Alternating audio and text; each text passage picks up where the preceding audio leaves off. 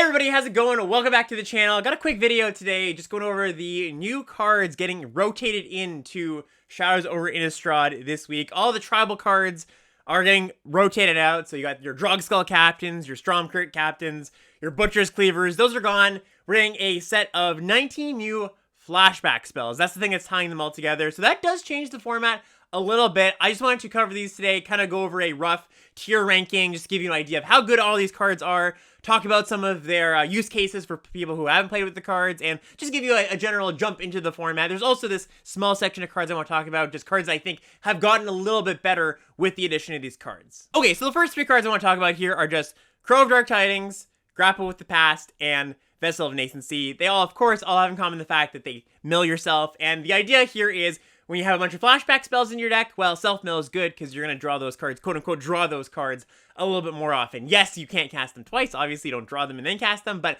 getting them into your graveyard by casting a grapple and getting back a creature, you dump a spider spawning, that's pretty good value. Anything that self-mills, I think, is going to go up a little bit. There might be one or two things I missed here, but I think these are the main self-mill cards I'm thinking of.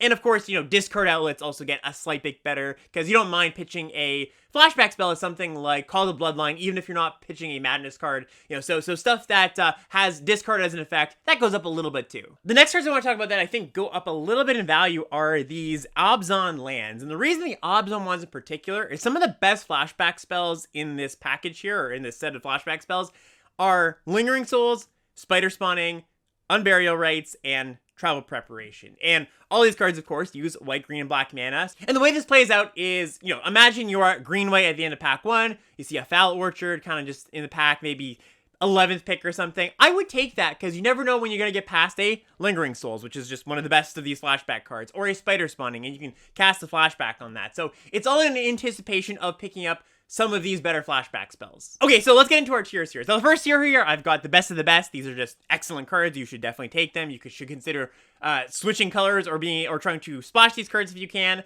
I've got this second tier, which is, you know, good first picks, good early picks. This third tier, it's kind of the role players, good in the decks they belong in, but not necessarily going to be cards that draw you in and make you want to say, like, okay, I'm going to take this card and build around it. It's more just like a reward for being in that color pair or being able to cast these cards. The fourth tier here is the niche role player tier. Not cards you're going to play most of the time, but cards that in the right deck definitely can fill a role. And the last tier here, we've got the unplayable section. I'm going to go over why some of these cards are unplayable, but let's talk about the good stuff first. Okay, so I'm going to start with Lingering Souls here. I know this card might not blow you out of the water fantastic, but it is. This card is really, really good. This was one of the top, like, 5 cards in its original set in Dark Ascension. That's including rares and mythics. Just phenomenal. The reason this card's so good is it's so flexible. It's so much efficiency for just the mana you're paying. You're paying 3 mana and then 2 mana for 4 1/1 flyers. And those flyers can attack, and, you know, they're very good against removal spells. Imagine your opponent has just like 3 removal spells in hand, and you cast Lingering Souls. You're like, crap, I have to use all my removal getting rid of these like stupid little flyers. They're good on blocks, right? If you're behind, you can jump block with them for a few turns. And the thing is, too, you don't have to be black-white specifically to play this card. In fact, I think, you know, black-white is still a pretty not good deck, and you don't necessarily want to be black-white unless you had like 3 of these somehow. But you can just cast it for, you know, the front side, 3 mana, make 2 1/1 flyers. That's not the worst. I would try to fit in some black sources, like I mentioned, in your green-white deck, fit in a few black sources if you can. But this card is just phenomenal. You should take it early. You should try to splash it. A great card. One of the best ones on this list. The next one here is Devil's Play. This is one of the better X burn spells we've seen. It deals with early creatures, and then you can flash it back, kill something else. Or, you know, imagine you get your opponent down to 10 life with your early creatures, and then you Devil's Play them for 5, and then it just sits in the graveyard, and they're like, well, if you just draw 2 more lands, I just die. So really just puts out a lot of damage, is card advantage if you use this to kill 2 creatures. Not exactly as splashable as Lingering Souls, but it wouldn't be the worst to, like, splash the front side if you wanted to. It does get a lot worse, though, if you can't flash it back. The second tier of cards here, the you know, good first picks, good early picks, I could see a lot of these cards falling on either side here. I could see Spider Spawning going in this, like, top tier. I could see something like, you know, Silent Departure going a little bit more in the role player slot. But these are definitely good cards, so let's walk through them. First of all, I'm going to talk about the big one here, Spider Spawning. And so back in the day, this was a whole deck. And the thing was, you wanted self-mill, and there was a little more self-mill back in original Innistrad. And there was 2 cards called Runic Repetition and Memory's Journey. And you could actually build this like really weird combo deck where you actually end up never decking and you could cast Spider Spawning infinite times. And that was like the most over-the-top thing you could possibly do. We're not doing that here. Those cards don't exist. We don't have Runic Repetition. We don't have Memory's Journey. But you don't need those cards for this card to be good. You just need a deck with a pretty high creature count, right? You do want 16, 17, 18 creatures so that you're not playing spider spawning in your like 11 creature deck, because you're not going to get spiders off of this that often. But any amount of self-mill that you can have, like I mentioned, Grapple with the Past, Veil of Nascency, and just creatures going to your graveyard. And that's going to happen in most limited games. And making a bunch of 1/2 spiders, that might not seem that appealing. But the 1/2 spiders, they block incredibly well. The turn you cast this, your opponent has an incredibly hard time attacking into it. Because let's say you make 5 spiders, okay, on turn 6 or 7 or something, just on the front, casting the 5 mana version of this.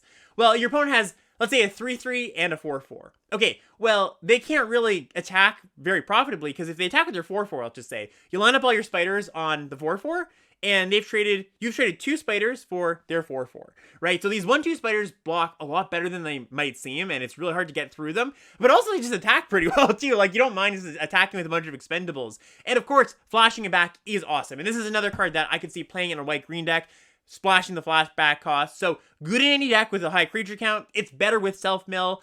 You're not doing the wild, like, loop this a million times thing, but it's just a good value card. Next up, we have Sever the Bloodline, and this card is solid. It's just a fine removal spell. It's a little bit expensive. You know, 4 mana is not the most efficient removal spell, but flashback does make this a lot better, just being able to mill it and have the kind of clunky, expensive removal spell. Exile matters. Something to note too here, well, one, it gets rid of all tokens of the same name, because it says exile all creatures with the same name, but it'll also kill your own thing. So be careful about that. If you target something your opponent has and you have something of the same name, it also exiles that. Next up, we got Cackling Counterpower, just a good value spell. It's an instant clone for only your things, of course, but we often see like 3 mana clone, that clones only your things with a little bit of upside. And giving this flashback is quite a bit of upside. Again, like, you have to evaluate these cards as sometimes you're just going to self-mill this and draw a flashback spell, a 7 mana clone of your best thing. And that sounds clunky, but it is good value. It is good. It's going to add to your deck. It's going to add to your game plan. It's not going to just be like, okay, well, I've milled it and it's 7 mana. What's that going to do?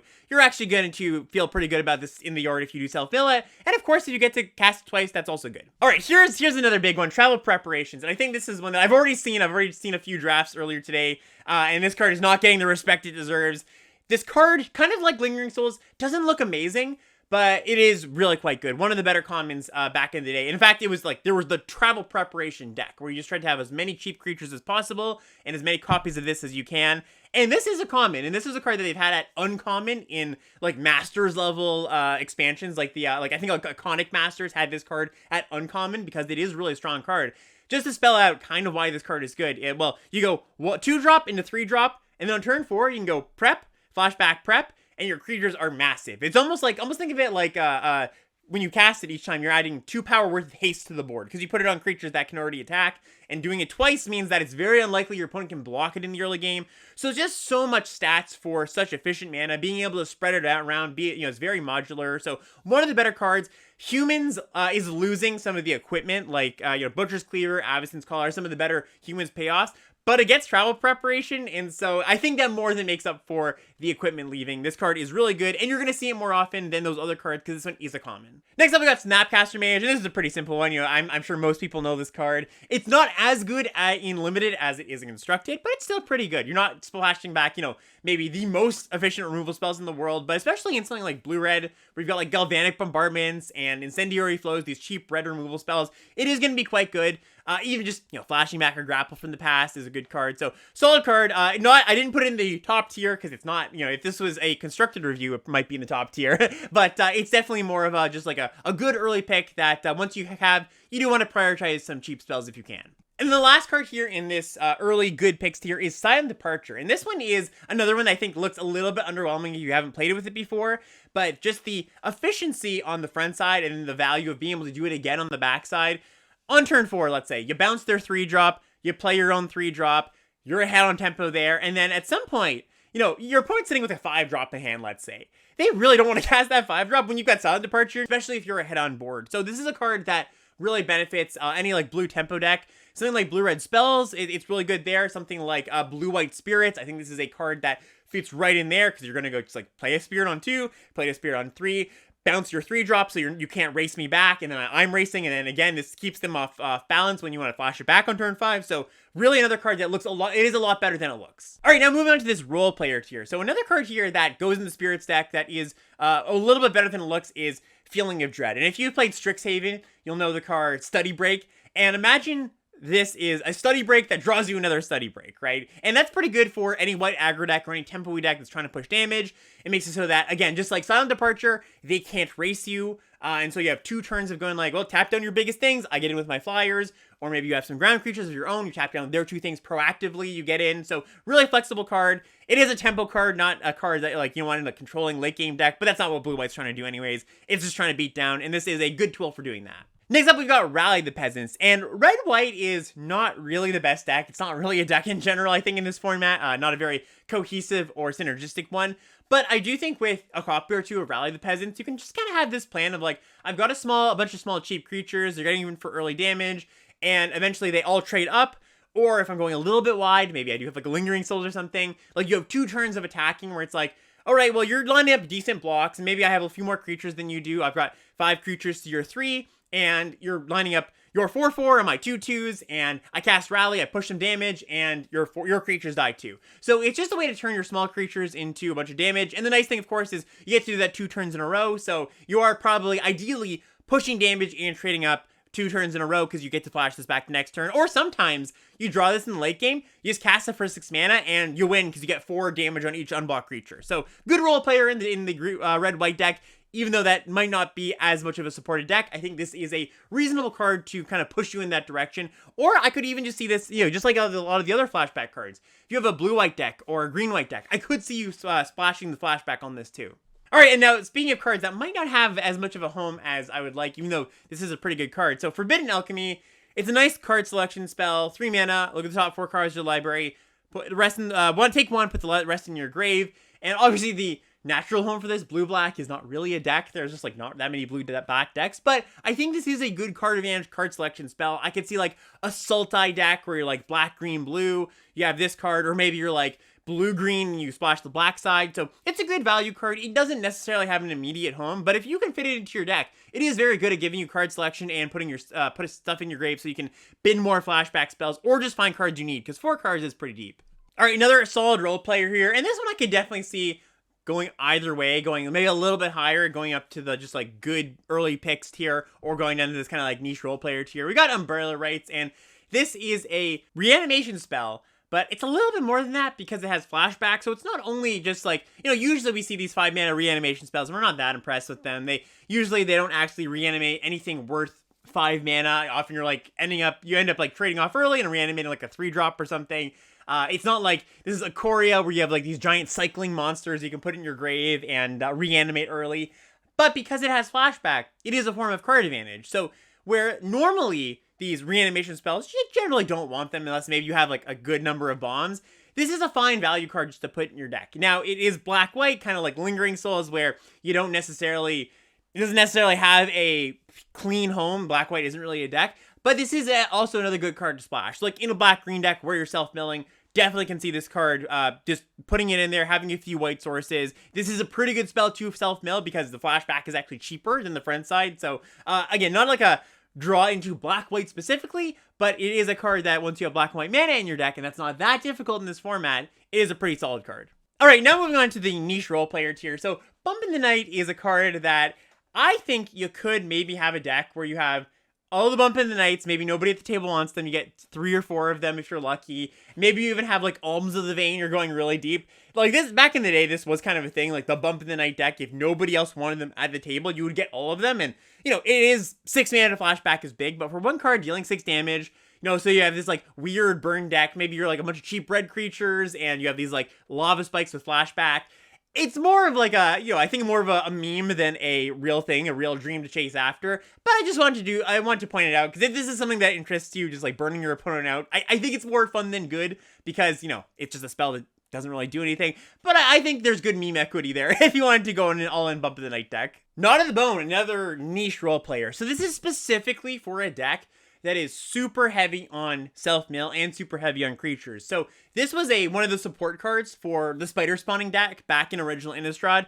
The idea with this is if you're self-milling, spending all these cards to fill up your grave, and you're spending time to not affect the board, this gives you a gigantic buffer of life.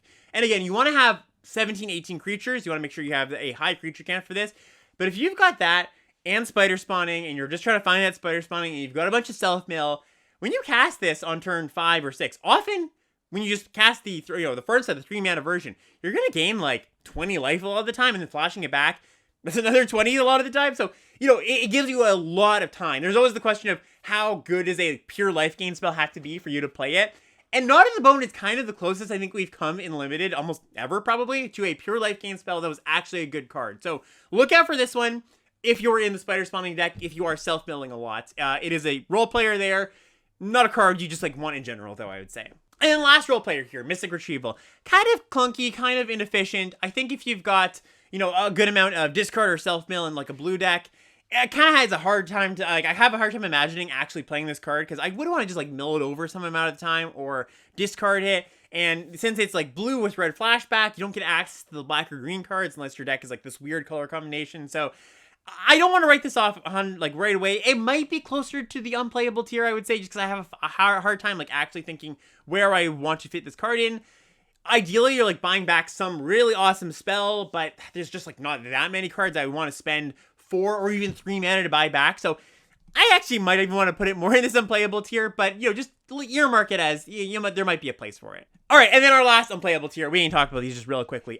Faithless Looting, kind of the same as Mystic Retrieval, and not completely unplayable, I would say. If you are a deck that really cares about the graveyard, really wants stuff in the graveyard, has a lot of flashback, a lot of things that just like being in the graveyard, it's maybe a player there, but I would advise against it just because this is a card that, it's got a constructed pedigree. It's definitely a card that a lot of people know and are drawn to and have in their head as a powerful card. But we've seen this card in, like, Strixhaven, too, and there was graveyard stuff there. And even with Synergy, you're just asking too high of a, it's just too high of a cost here. You're paying a mana to go down on cards, card disadvantage. And then you flash it back, well, it's still a card disadvantage, right?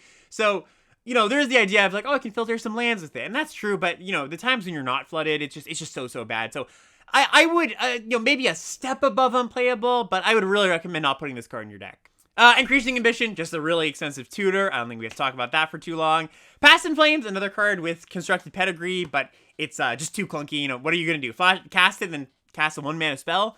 Maybe if you get 2 1-mana spells, you're very lucky, but it's just really extremely hard to set up in Limited. And then Divine Reckoning. This is one that might not look unplayable, but is pretty unplayable. So the idea here is it's a Wrath. Okay. And, okay, great. Well, you cast your Wrath, and, well, your opponent keeps their best thing. That's not that great. But what if you do it again? Well, they still just keep their best thing. So, Flashback doesn't really add too much onto this card. I think that, extremely wide board. If your opponent has an extremely wide board, and you cast this, yes, it's going to get you something, right? It's like, okay, it's better than not having that if you're way behind. But I think in too many situations, this card's just not going to do what you want. The time, like, a Wrath is effective when you get to just, like, wipe your board, and then you get to untap, and you get a clean slate, you get to start, and, maybe you kind of entice them into playing out more creatures than they should have. But the way that this works is, if you don't cast anything in the early game, maybe you cast one thing, and then the opponent casts a bunch of stuff, you're taking a bunch of early damage, and then they just get to keep their best thing still. It's just not worth it. So, I would, again, another one that maybe isn't, like, purely unplayable, but I would very much suggest not putting this card in your deck. All right, and that's going to be it. So I'm going to be doing this video again next week for the next week card, then the one after. So come back if you're interested in this. If you're new to the channel, click that subscribe button, and we'll see you next time. Bye, everybody.